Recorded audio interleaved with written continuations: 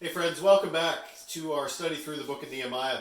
And you've been connected with us here now for 4 weeks. This is our fifth week, but we're only on chapter 4. Chapter 2 was quite long, and so we split it up. And we've been discussing this idea of what happens when things are out of our control. What happens when we don't know what to do or where to turn. And we've been learning some very valuable lessons from Nehemiah, from praying to being community. And today, probably one of the most relevant items to what we're dealing with today. As we're all sheltered in our homes, as we're watching news, as we're not sure what we could do or what is going to happen, it's easily to become fearful. And what we're going to learn today in this lesson is this concept of faith over fear. And so if you got your Bibles handy, we want to dive into Nehemiah chapter 4. Where we left off in 3 was the description of all the builders from the north, the west, the south, and the east. Over 40 work groups assigned one after the other, what they did, what they worked on. And here's what I appreciate is it wasn't easy. Not only were these walls hard to build, and the people that were involved were dynamically different. Priests, children, workers, goldsmiths, Levites, just a wide array of people, but they were God's people, and they were people who were helping rebuild this wall.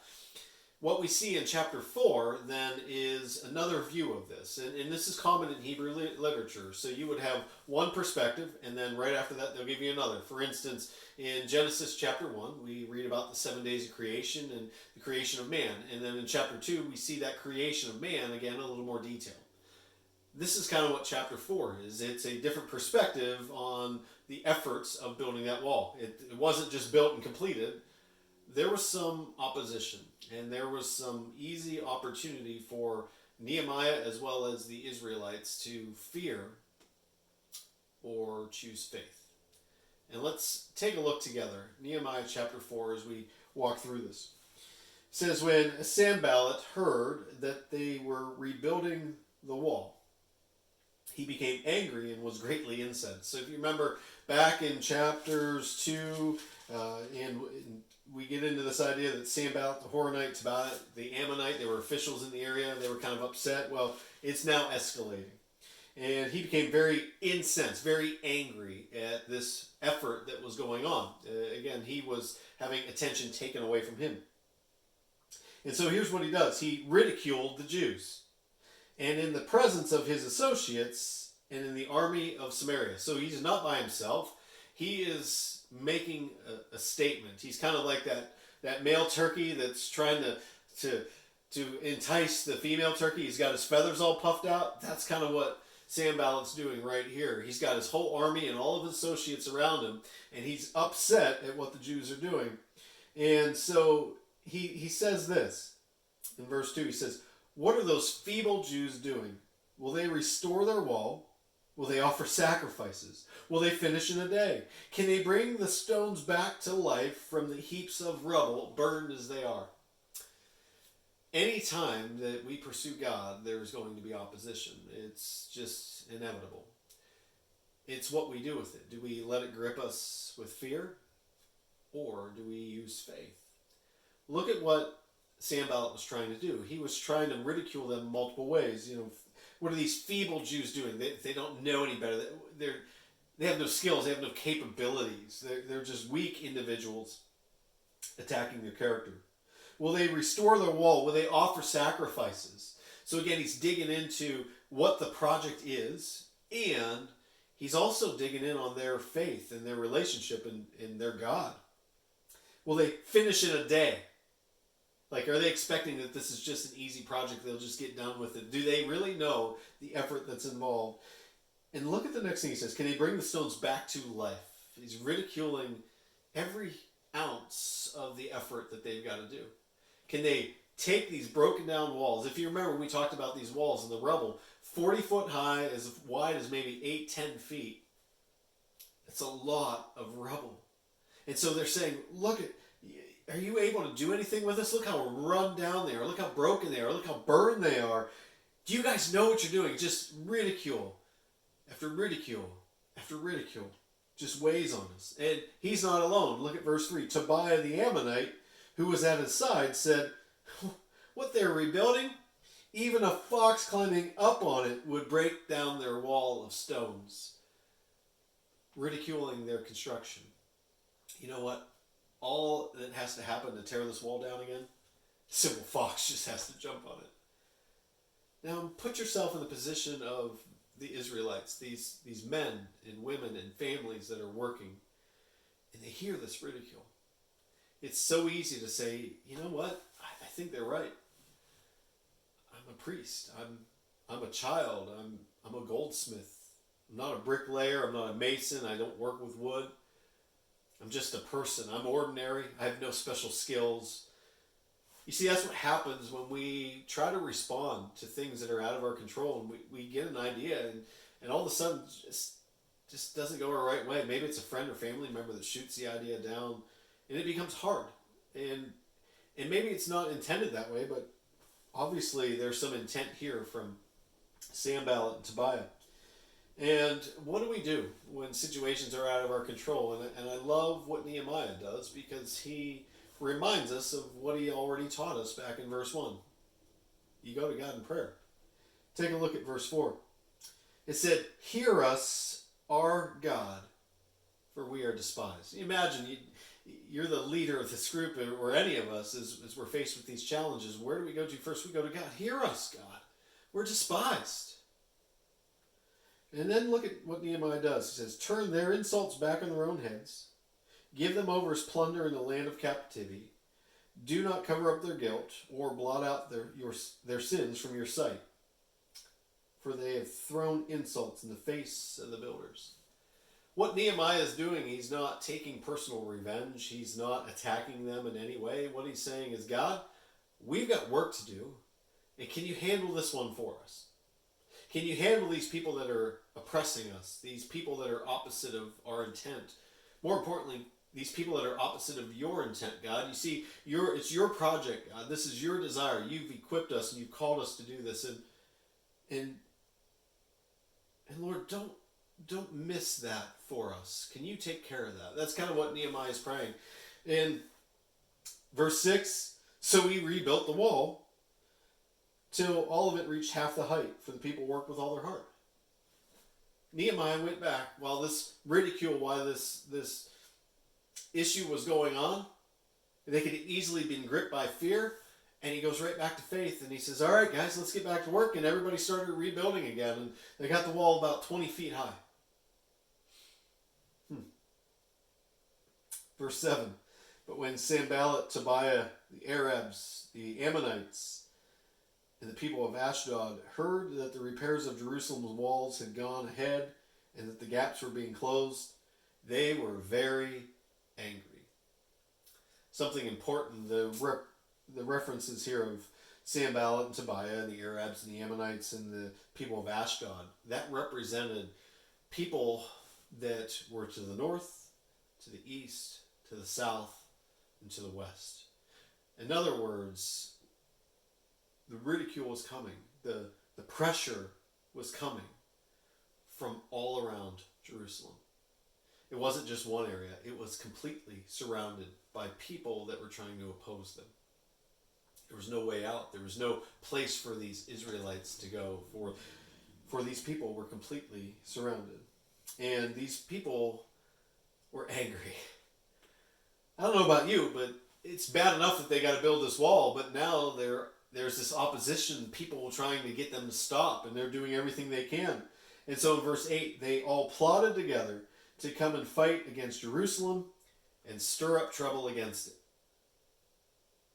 Verse 9, "But we prayed."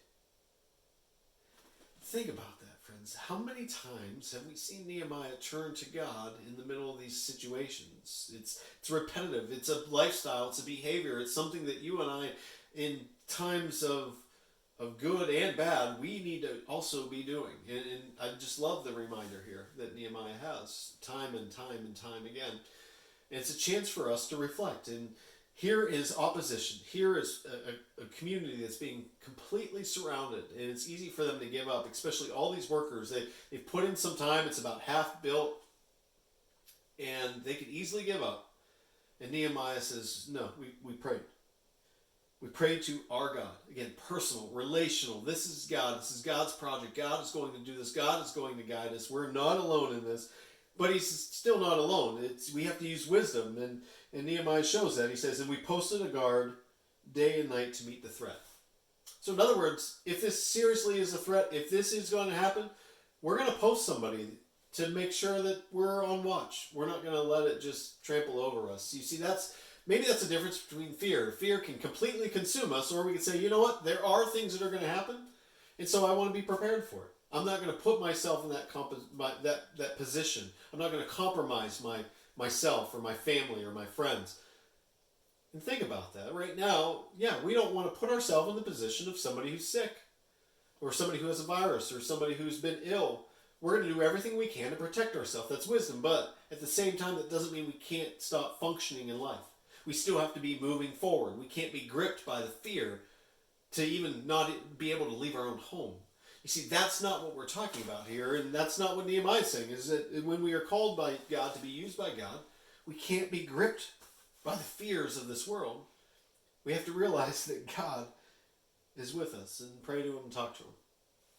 And so once again, they post a guard. Verse 10, meanwhile, so while all that's going on, the people in Judah said, the strength of the laborers is given out, and there's so much rubble that we cannot rebuild the wall. Friends, many times when we're in the middle of a project, when we're in the middle of ideas or trying to help somebody out, things start going south. Things don't work out the way we thought or the way we planned. In fact, the people we have involved with us may not have the willpower to continue, and that's what's happening here. You imagine these people didn't build for a living. They weren't masons, they weren't construction, and they were starting to get weary for two reasons. One is just pure strength. I mean, these boulders and these rocks and rebuilding, this physical effort was just so significant. But on top of that, they're hearing the chatter, they're hearing the ridicule, they're hearing the comments, they're hearing that people are going to come and attack them. In verse 11, and also our enemies said, before they know it or see us, we will be right on them, and we'll kill them and put an end to the work. Think about that. Why do you think verse 10 is the strength's giving out? Their spiritual strength's given out. They're losing some faith in God when they start hearing these rumors that they're going to be killed, that the opposition is so strong from all directions, 360 degrees. There's no way for any of them to escape. Might as well give up. In verse 12, then the Jews who lived near them came and told us 10 times over, wherever you turn, they will attack us. Wherever you turn, they will attack us. Wherever you turn, they will attack us. Wherever you turn, they will attack us. Well, wherever you turn, they will attack us. You see, no matter how you say it, it doesn't sound good. And they said over and over the same rumor, the same comment, like, you cannot escape, give up now. You see, the enemy, that's what he wants. That's what happens even in our own sin, in our own disobedience from God, the sin, the temptations in us say, you're no good, you can't continue, you can't get out of this, you might as well just live this way, you're never going to get healed again. That's exactly what's happening in this passage. It's just like that. But who's bigger? Our God or our oppression? Or the people who oppose us? Or our temptation? Or our sin? Friends, our God is bigger. In verse 13, Nehemiah says the following, therefore, since these rumors are going around, since people are getting weak, since everything's kind of spinning out of control, therefore, I stationed some of the people behind the lowest points of the wall at the exposed places, posting them by families with their swords, their spears, and their bows. Posting them by families. So you're going to fight together. You're going to fight for one another. You're not going to let anything happen here. That's what Nehemiah's doing. Again, he's taking the people that are working and he's saying, don't give up. And he says, after I looked things over, I stood up and I said to the nobles, the officials, and the rest of the people, don't be afraid of them. Remember the Lord, who is great and awesome. And fight for your families, your sons and your daughters, your wives and your homes. Remember the Lord, who is great and awesome. just imagine, write that down. Just write that down, put it someplace. Remember the Lord who is great and awesome. When you start to have those doubts, when you start to have those fears, those moments of stress and anxiety, the worry, everything that grips you, remember the Lord who is great and awesome. And imagine if you just said that to yourself. Remember who the Lord is, who He is great and He is awesome. He's going to help me through this. That's what Nehemiah is focused on. He's not focused on the enemy. He's not focused on people trying to take away the value of what God is doing. He is focused completely on God and God's project and God's people and encouraging them to get this done. And look what happens in verse 15. When our enemies heard that we were aware of their plot and that God had frustrated it, we all returned to the wall, each to their own work. God is going to fight your battles. God is going to fight my battles. God is going to fight our battles because He is great and awesome. And if it's His will, if it's His desire to get this done, He will get it done using you and using me and all of us together. And that's what I love about this reminder, is that God is fighting for them. Doesn't matter what the opposition is. Doesn't matter what the temptation is. Doesn't matter what the problem is. God is right there in the middle of it. So much so that the enemies got flustered. And they went back to whatever they were doing. Verse 16, that doesn't mean we slow down. That doesn't mean we ease up. From that day on, half of my men did the work, while the other half were equipped with spears, shields, bows, and armor. The officers posted themselves behind all the people of Judah who were building the wall. Those who carried materials did their work with one hand and held a weapon in the other. And each of the builders wore his sword at his side as he worked.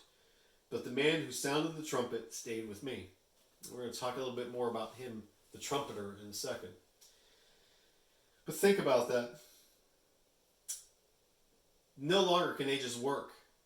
They had to put masks on. They had to put the armor on. They had to take care of things. It changed from them that day forward, just like it's been changing for us every day going forward as we deal with this issue. Change is inevitable, but it's what we do with it. You see, they didn't stop.